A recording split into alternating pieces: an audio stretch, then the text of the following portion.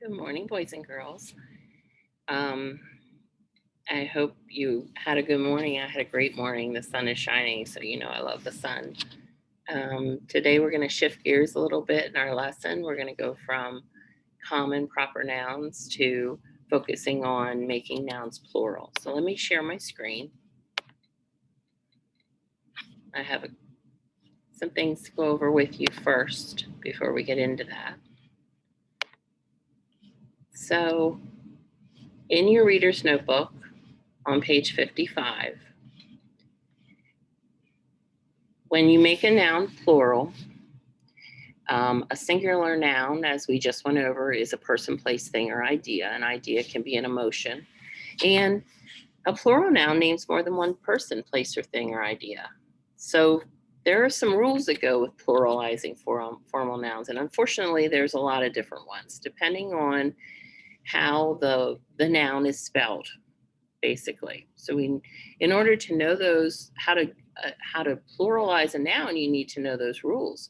So today we're going to be putting something in our interactive notebook to show what those rules are. And for those of you online, I'll upload that into our resources. So plural nouns name more than one person, place, or thing. To form the plural of most nouns, you just add an S or an ES. Most of them, I'd say like 85 to 90% of all words. To pluralize them, add an SES. Look at the end of a singular noun to decide how to form the plural. So for example, we celebrated a lot of holidays in Mexico. So we made holidays by just adding an S, more than one. So that kind of goes along with the first one that I did.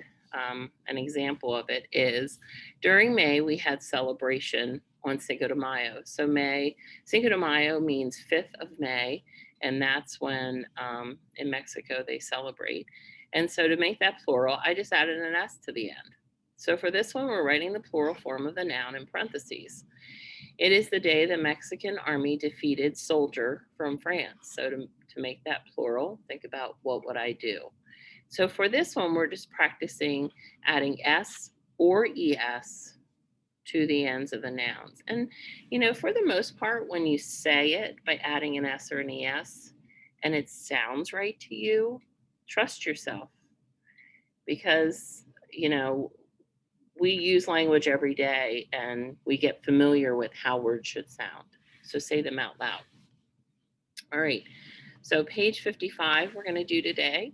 And then this one is focusing on a different way to pluralize nouns. So if we take a look at this, it says, many nouns are not made plural according to the regular rules. To form the plurals of some nouns ending in F or FE, change the F to a V and add ES. For others, add S. To form the plural nouns ending in O, add S or ES. Some nouns have the same form, whether singular or plural, and those are called irregular nouns. So look at this little think bubble. Does the noun require S or ES to make it plural? Or is the plural form in another way? So for example, my grandfather has 2 shelves of books about our culture. So shelves, the actual singular form was probably shelf. So they changed the F to a V and added ES to make shelves because it's more than one. So if we look down here, again, we're just writing the plural form of the noun in the parentheses. Preparing our family's Thanksgiving dinner takes 2 days. So in this case, we're just adding an S to the end. So again, these are some other rules that we're going to be looking for and making corrections in the sentences below. So changing F's to V's and adding ES or S. And if it ends in an O, adding S or ES. Okay. And the very last page we're going to focus on today are collective nouns. Okay. So collective nouns, what did I just do? Oh, I went to the other page. So anyway, let's go back here to this. Oh, I did it again. All right, Mrs. Davis. Let's get with it here.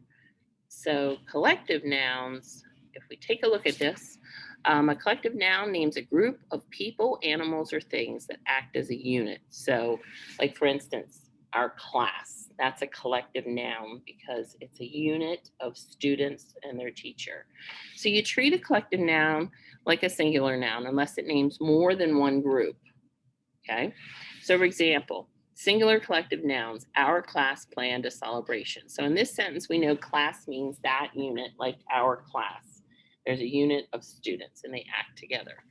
But in the plural collective nouns, there's some words added here so that we know it's more than one. It says all grade 5 classes are invited. So in this case, in this one, we're talking about our class. It's one unit. And in this one, all grade 5 classes, I'm not sure why I can't make that bigger, but oh well. All grade 5 classes are invited. So when it adds all, it kind of makes you think, well, there's more than one. All grade 5 classes, which in this case, in our building, there's 3 of us. So we're all invited.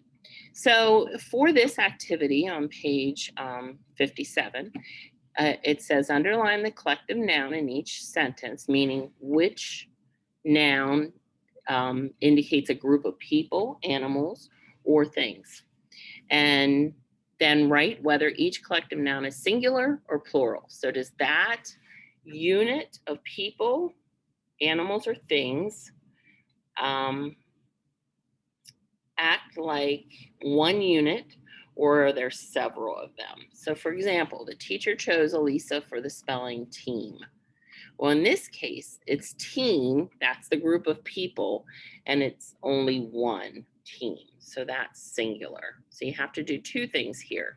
Underline the word that indicates the collective noun, group of people, and then is it singular? Is it one unit or more than one unit?